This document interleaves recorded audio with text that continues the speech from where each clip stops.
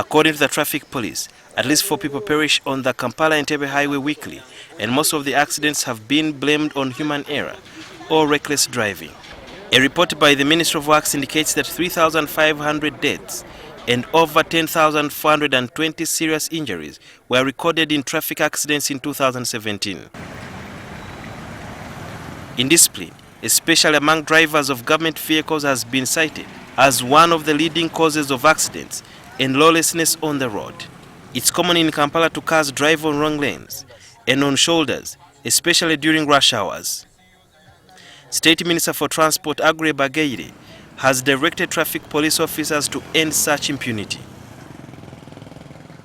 Abavuga emmotoka nti aludde okutuuka mu lukiiko kuba ali avuga motoka ya namba myufu oba za bbulu, abo tulagidde poliisi, ndagidde poliisi ebakwate era amateeka gabakoleko nga bwe kyetaagisa. We are energized now that we have got support even from the Ministry of Works and Transport to arrest them. So I'm sounding a warning. If they see us arresting them, they should know that even the government is tired of their indiscipline. The minister was speaking during the inaugural National Road Safety Summit organized by NTV, Vivo Energy, and the police. The summit discussed means to curb road carnage. The maturity age in Uganda is 18 years, and anyone with that age without visual or hearing impairment can obtain a driving license. The age limit for bus or any public service vehicle driver is 65 years. However, that does not apply to personal vehicles. But you see somebody who is over 80 years, yes, and he's still driving and is really struggling to see. And I will not say anything about the hearing. You will also be struggling to hear whether somebody is hooting from behind. We need to put an age limit for all drivers.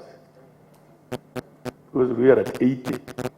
For us in enforcement, Musinga can tell you, we lost an old man at Vega. He was very old, but he didn't want another person to drive him. State Minister for Transport disagrees.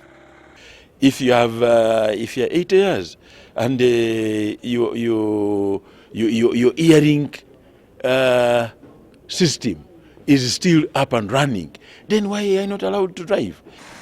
Dr. Kasima says another cause of accidents is poor quality or counterfeit car tires. Sometimes we get tire bursts and vehicles overturn. People die, others are injured because of fake tires on the market. So it is an issue which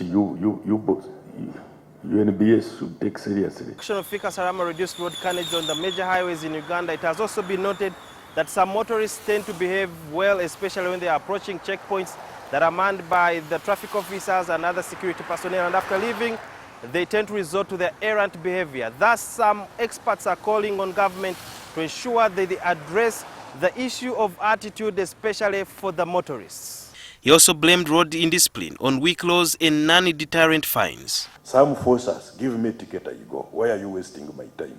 You see, they are not apologetic. They don't know even what they have committed. All they are interested in to move on and go and knock other people. Deterrent measures, including the cancellation of an errant driver's license, are covered in the planned amendment to the Road Safety Act, which the minister says will soon be tabled in Parliament. In the next 2-3 weeks, if Cabinet looks at it, in the next, I think, 1 month, it will be in Parliament. NTV General Manager Johnson Omolo raised several concerns. Then UNRWA, we are also tired of this story. We are working on city flyovers. You go and make a very good road from Entebbe Airport into the city, and you divert it kilometers away from the city. You cannot access that road. So how can it be an express highway? The Vivo Energy Country Director hinted some of their undertakings to curb road carnage. We have also invested heavily in training over 1,000 boda riders, 700 taxi drivers, and 300 bus drivers in this country.